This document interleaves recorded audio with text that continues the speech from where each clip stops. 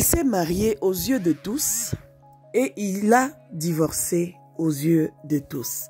Le prophète Ferdinand Ekane divorce de maman Alexandra.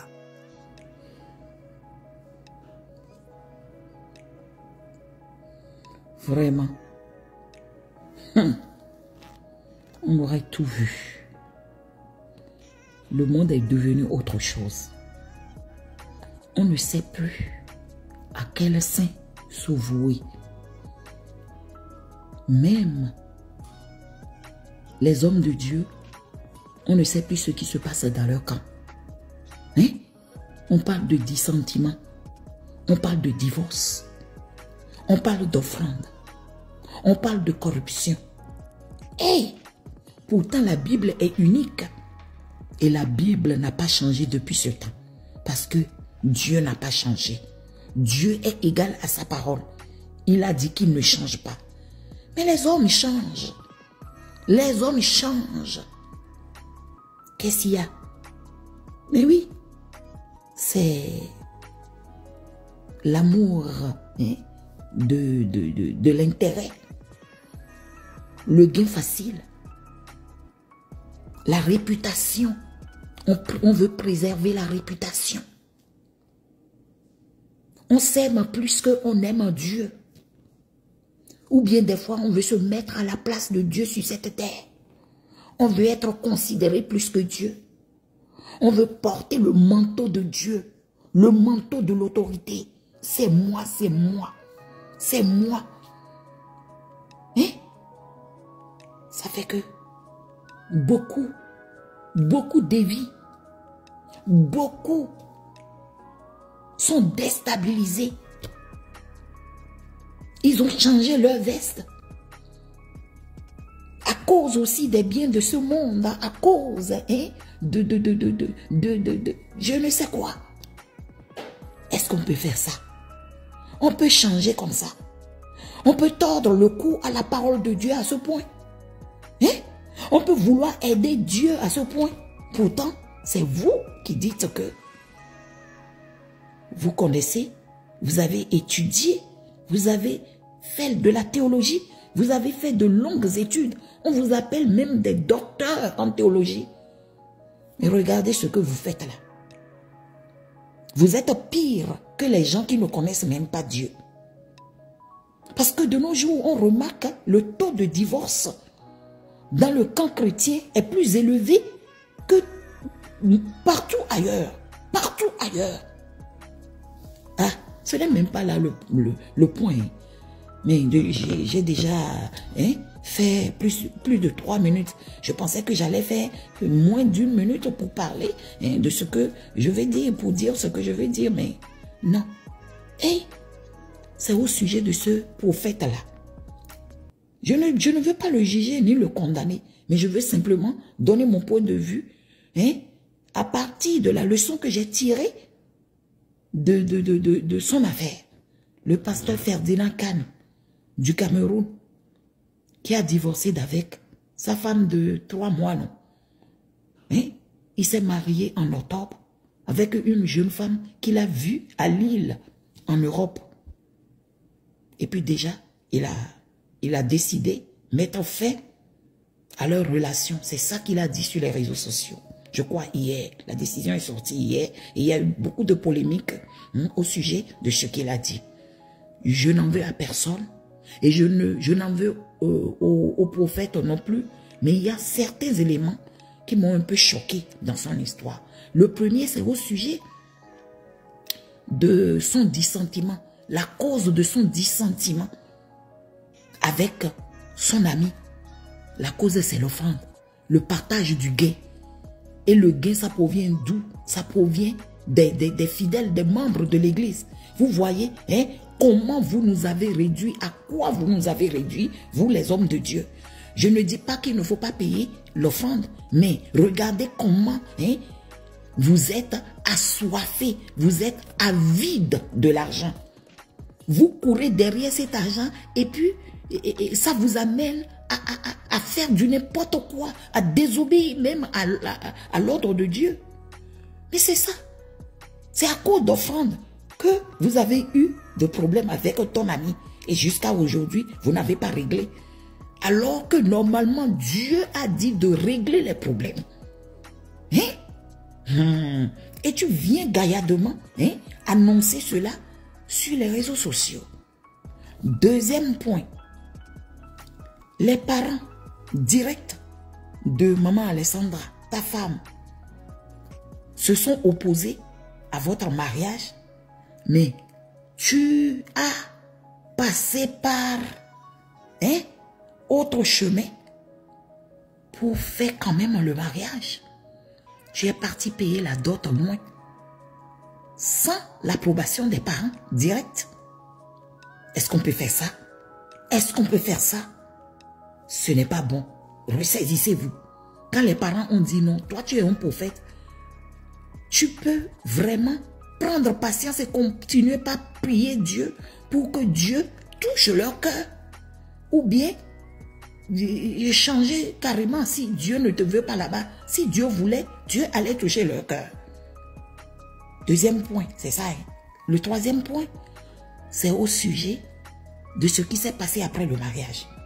Tu as dit que la dame te cachait des choses. Elle est cachotière, c'est ça ce que tu as dit. Elle te cachait des choses. Tu le savais. Tu le savais. Mais malgré ça, tu l'as épousée. Comme tu as une idée déjà de qui elle était, tu pouvais lui trouver une situation atténuante lorsque tu as vu qu'elle a menti sur son état de santé. Mais tu n'as pas fait ça. À cause de ce simple fait, tu as dit non au mariage. Tu mettras fin au mariage. Alors que les motifs, le seul motif qui doit amener un chrétien à divorcer, à mettre fin au mariage, c'est l'adultère. Mais en tout cas, je ne dis pas que ma parole est parole d'évangile parce que tu connais mieux la Bible que moi. Peut-être qu'il y a d'autres raisons que j'ignore ici. Excuse-moi. Mais ce que moi je sais, c'est que c'est seulement l'infidélité qui peut amener le divorce dans un camp, dans un mariage chrétien. Et l'autre chose qui peut blesser l'opinion publique, qui peut blesser la communauté chrétienne, c'est ceci. La fille était vierge quand tu l'as prise. Ce n'est pas n'importe qui a vécu sa jeunesse en Europe qui peut se garder jusqu'au mariage sans connaître d'homme. Donc, c'est une femme qu'on doit respecter si elle a pu garder sa virginité. Et c'est toi qui lui as pris sa virginité. N'oublie pas, tu as pris la virginité à une femme. Et tu dis que tu ne vas plus l'épouser, tu vas la chasser comme ça. Ne sais-tu pas que la virginité d'une femme, c'est sa dignité, c'est son honneur. Tu lui as volé son honneur. On ne peut pas vendre, on ne peut pas échanger la virginité contre quoi que ce soit. Même si tu lui donnes 1 milliard de francs CFA ou bien d'euros, ça ne va pas égaler la valeur qu'elle donne à sa dignité, à sa virginité. Toi, un homme de Dieu, comment oses-tu te comporter de la sorte? C'est ça les choses qui m'ont vraiment touché. Et je dis, je vais donner mon opinion. Peut-être que ça va aider d'autres personnes qui sont sur la voie de faire la même chose que toi ou bien. Mais, avant de finir, je vais dire ceci.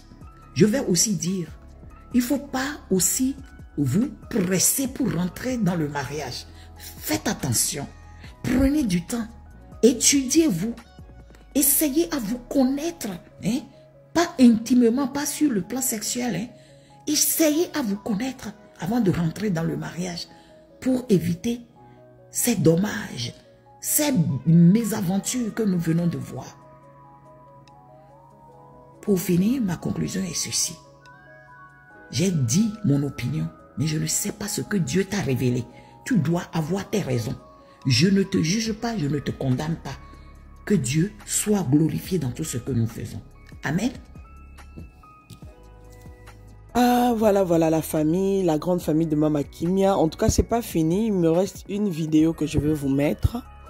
Vous allez regarder, là, ce sera une dernière vidéo et tout, mais je voulais juste parler en quelques mots pour dire que, vous savez, il y a des fois, il y a des gens qui viennent dans les commentaires souvent quand il y a des problèmes, quand il y a des affaires à traiter, il y a des dossiers qui nous viennent sur les réseaux sociaux. Et vous allez voir ces gens-là dire, oui, il faut laisser le problème des gens, il faut pas, vous êtes là à parler que des vies des gens et tout, mais non.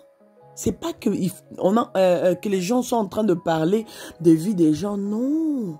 Ce n'est même pas ça. C'est juste que l'affaire est arrivée sur les réseaux sociaux. Donc, il faut supporter que les gens parlent.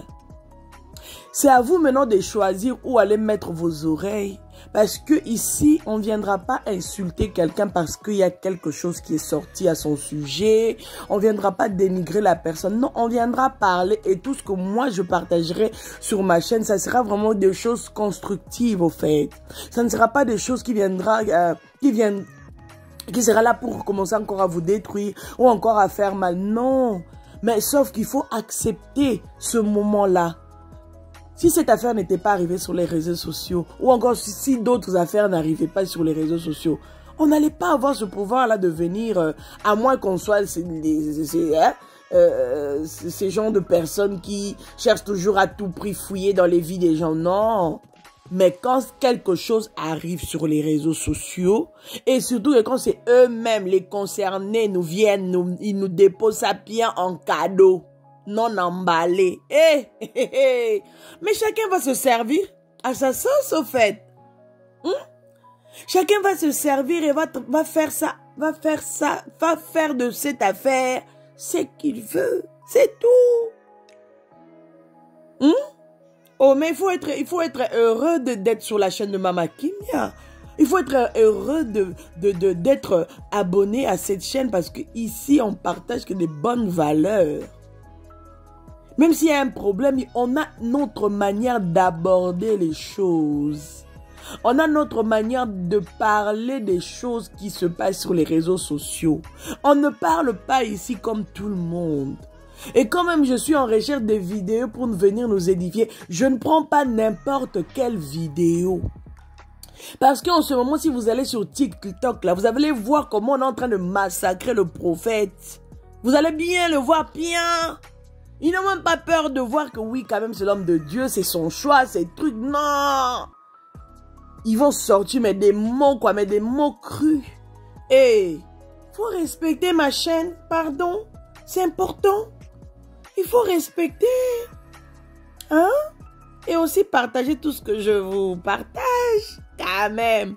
Bon, prenez maintenant le temps de partager cette vidéo, partager. Et voilà. Donc, comprenez juste que quand quelque chose arrive sur les réseaux sociaux, chacun fait de ça ce qu'il veut. C'est ça le problème. Nous, les autres, là, on essaie de respecter tout le monde. On partage des choses dans le respect de tous et tout. Voilà. Parce que quelque part, je vous respecte aussi, vous, mes abonnés. Je ne peux pas venir avec des choses insultantes ici. Non. Non, c'est pas ça le but de cette chaîne.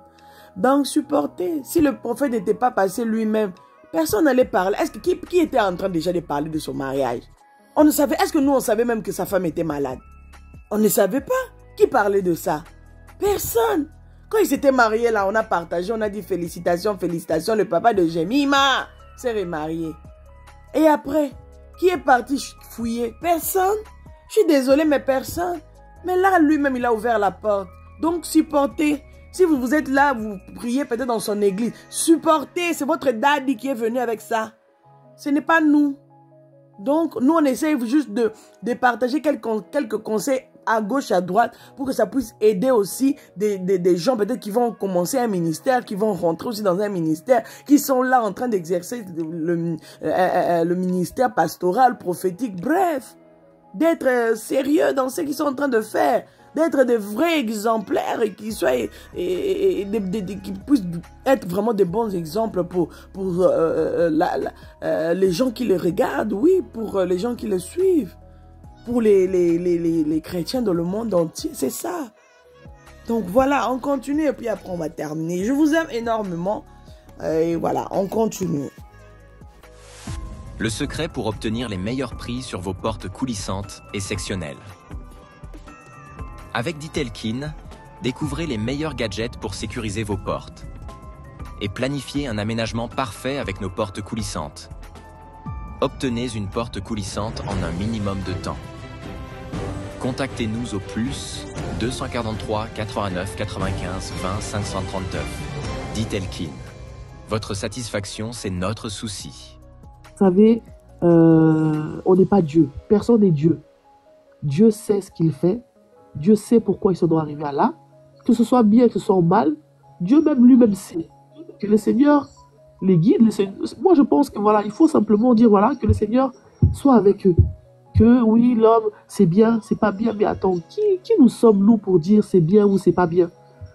Non, c'est des hommes comme nous que Dieu utilise. Et il faut dire simplement gloire à Dieu que des gens sont guéris dans son ministère, que des gens reçoivent Jésus dans son ministère. Toi qui parles là, tu as fait accepter combien de personnes dans ton ministère, Jésus-Christ? Attends, il faut se regarder soi-même d'abord. Combien de personnes ont accepté Jésus-Christ? Toi qui es en train de dire oui, madame, maman Déborah là. Toi, tu viens ici pour dire tel est mauvais, tel est comme ça. Sur quelle base? De quoi, maman? Pourquoi dire des choses? Pourquoi salir la réputation des gens? Est-ce que toi-même, maman Déborah, tu aimerais qu'on salisse ta réputation comme ça? En plein live.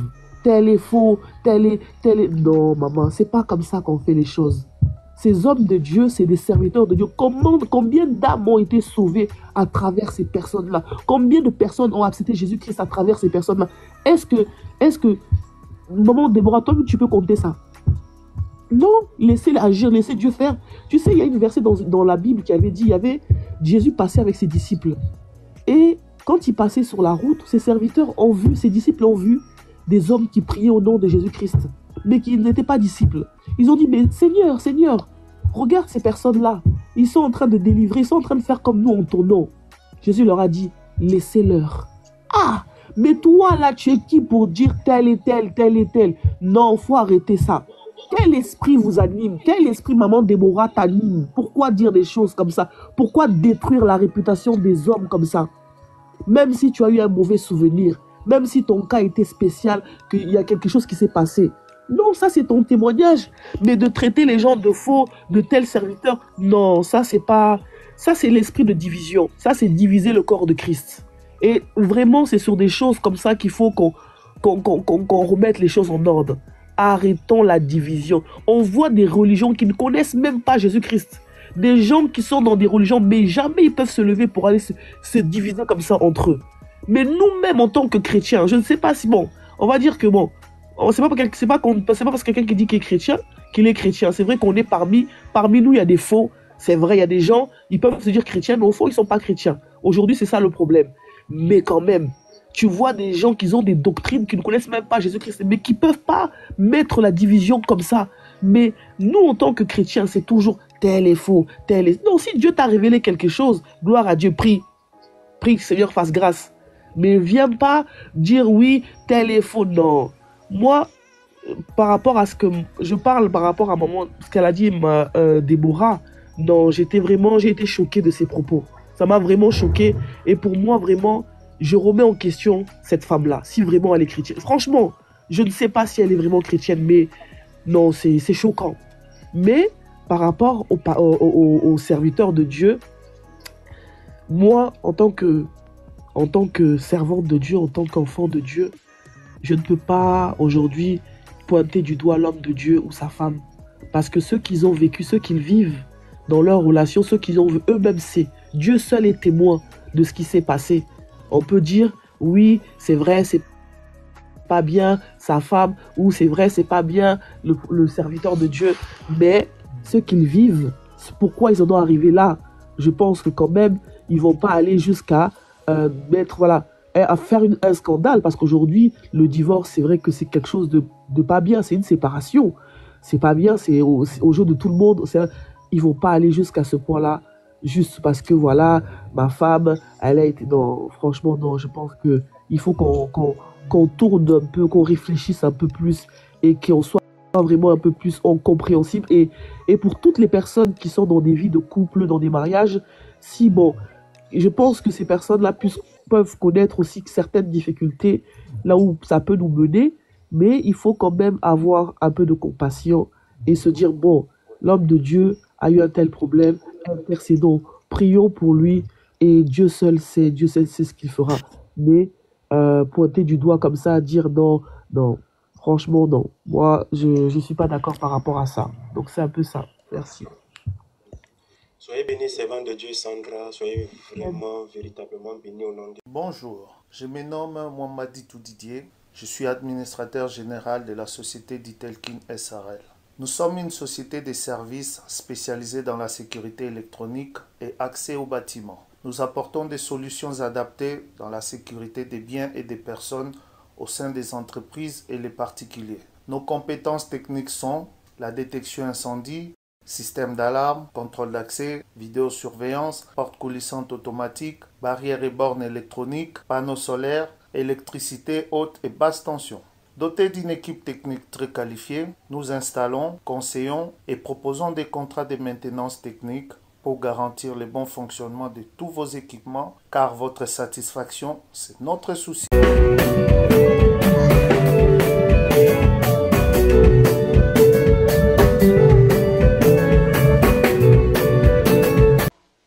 De la sape. Bye.